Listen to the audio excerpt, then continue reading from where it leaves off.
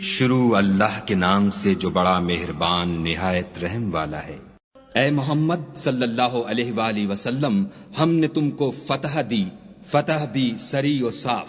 تاکہ خدا تمہارے اگلے اور پچھلے گناہ بخش دے اور تم پر اپنی نعمت پوری کر دے اور تم کو سیدھے رستے چلائے، اور خدا تمہاری زبردست مدد کرے۔ وہی تو ہے جس نے مومنوں کے دلوں پر تسلی نازل فرمائی تاکہ ان کے ایمان کے ساتھ اور ایمان بڑھے، اور آسمان اور زمین کے لشکر سب خدا ہی کے ہیں، اور خدا جاننے والا اور حکمت والا ہے۔ یہ اس لیے کہ وہ مومن مردوں اور مومن عورتوں کو بہشتوں میں جن کے نیچے نہریں بہہ رہی ہیں داخل کرے، وہ اس میں ہمیشہ رہیں گے اور ان سے ان کے گناہوں کو دور کر دے، اور یہ خدا کے نزدیک بڑی کامیابی ہے۔ اور اس لیے کہ منافق مردوں اور منافق عورتوں اور مشرک مردوں اور مشرک عورتوں کو جو خدا کے حق میں برے برے خیال رکھتے ہیں عذاب دے، انہی پر برے حادثے واقع ہوں اور خدا ان پر غصے ہوا اور ان پر لعنت کی اور ان کے لیے دوزخ تیار کی، اور وہ بری جگہ ہے۔ اور آسمانوں اور زمین کے لشکر خدا ہی کے ہیں، اور خدا غالب اور حکمت والا ہے۔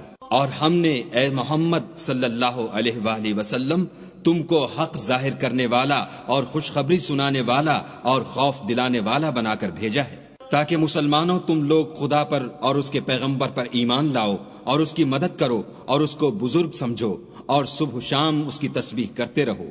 جو لوگ تم سے بیعت کرتے ہیں وہ خدا سے بیعت کرتے ہیں، خدا کا ہاتھ ان کے ہاتھوں پر ہے۔ پھر جو عہد کو توڑے تو عہد توڑنے کا نقصان اسی کو ہے، اور جو اس بات کو جس کا اس نے خدا سے عہد کیا ہے پورا کرے تو وہ اسے عنقریب اجر عظیم دے گا۔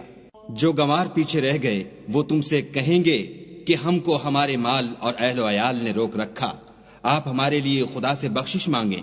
یہ لوگ اپنی زبان سے وہ بات کہتے ہیں جو ان کے دل میں نہیں ہے۔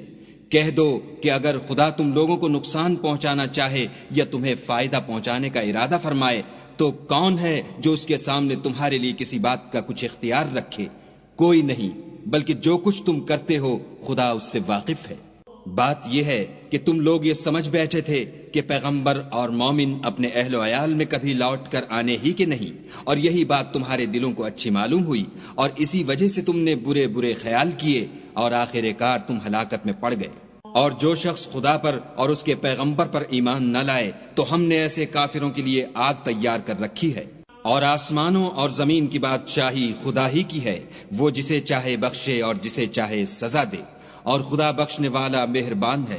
جب تم لوگ غنیمتیں لینے چلو گے تو جو لوگ پیچھے رہ گئے تھے وہ کہیں گے ہمیں بھی اجازت دیجیے کہ آپ کے ساتھ چلیں۔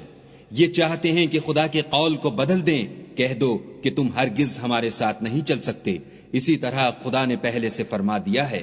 پھر کہیں گے نہیں، تم تو ہم سے حسد کرتے ہو۔ بات یہ ہے کہ یہ لوگ سمجھتے ہی نہیں مگر بہت کم۔ جو گنوار پیچھے رہ گئے تھے ان سے کہہ دو کہ تم جلد ایک سخت جنگجو قوم کے ساتھ لڑائی کے لیے بلائے جاؤ گے، ان سے تم یا تو جنگ کرتے رہو گے یا وہ اسلام لے آئیں گے۔ اگر تم حکم مانو گے تو خدا تم کو اچھا بدلہ دے گا، اور اگر منہ پھیر لو گے جیسے پہلی دفعہ پھیرا تھا تو وہ تم کو بری تکلیف کی سزا دے گا۔ نہ تو اندھے پر گناہ ہے کہ سفر جنگ سے پیچھے رہ جائے، اور نہ لنگڑے پر گناہ ہے اور نہ بیمار پر گناہ ہے۔ اور جو شخص خدا اور اس کے پیغمبر کے فرمان پر چلے گا خدا اس کو بہشتوں میں داخل کرے گا جن کے تلے نہریں بہ رہی ہیں، اور جو روگردانی کرے گا اسے برے دکھ کی سزا دے گا۔ اے پیغمبر صلی اللہ علیہ وآلہ وسلم، جب مومن تم سے درخت کے نیچے بیعت کر رہے تھے تو خدا ان سے خوش ہوا، اور جو صدق و خلوص ان کے دلوں میں تھا وہ اس نے معلوم کر لیا تو ان پر تسلی نازل فرمائی اور انہیں جلد فتح عنایت کی، اور بہت سی غنیمتیں جو انہوں نے حاصل کی،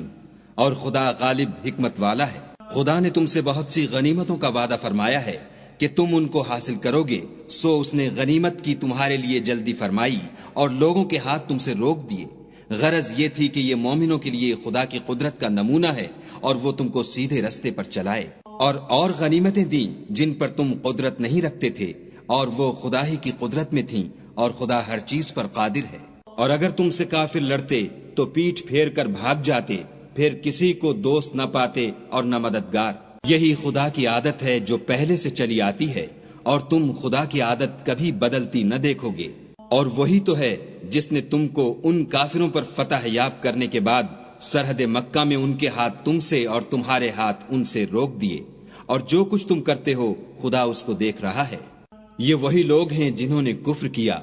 اور تم کو مسجد حرام سے روک دیا اور قربانیوں کو بھی کہ اپنی جگہ پہنچنے سے رکی رہیں، اور اگر ایسے مسلمان مرد اور مسلمان عورتیں نہ ہوتیں جن کو تم جانتے نہ تھے کہ اگر تم ان کو پامال کر دیتے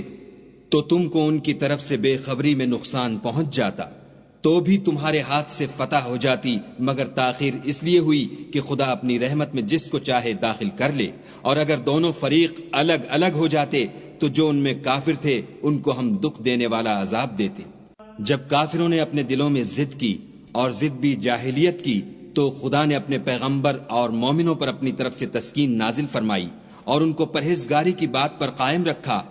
اور وہ اسی کے مستحق اور اہل تھے، اور خدا ہر چیز سے خبردار ہے۔ بے شک خدا نے اپنے پیغمبر کو سچا اور صحیح خواب دکھایا کہ تم خدا نے چاہا تو مسجد حرام میں اپنے سر منڈوا کر اور اپنے بال کتروا کر امن و امان سے داخل ہوگے،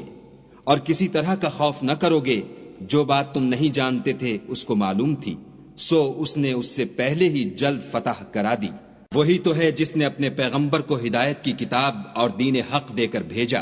تاکہ اس کو تمام دینوں پر غالب کرے، اور حق ظاہر کرنے کے لیے خدا ہی کافی ہے۔ محمد صلی اللہ علیہ وآلہ وسلم خدا کے پیغمبر ہیں، اور جو لوگ ان کے ساتھ ہیں وہ کافروں کے حق میں تو سخت ہیں اور آپس میں رحم دل۔ اے دیکھنے والے، تو ان کو دیکھتا ہے کہ خدا کے آگے جھکے ہوئے سر بسجود ہیں اور خدا کا فضل اور اس کی خوشنودی طلب کر رہے ہیں۔ کثرت سجود کے اثر سے ان کی پیشانیوں پر نشان پڑے ہوئے ہیں۔ ان کے یہی اوصاف تورات میں مرقوم ہیں اور یہی اوصاف انجیل میں ہیں۔ وہ گویا ایک کھیتی ہیں جس نے پہلے زمین سے اپنی سوئی نکالی، پھر اس کو مضبوط کیا، پھر موٹی ہوئی اور پھر اپنی نال پر سیدھی کھڑی ہو گئی، اور لگی کھیتی والوں کو خوش کرنے تاکہ کافروں کا جی جلائے۔ جو لوگ ان میں سے ایمان لائے اور نیک عمل کرتے رہے ان سے خدا نے گناہوں کی بخشش اور اجر عظیم کا وعدہ کیا ہے۔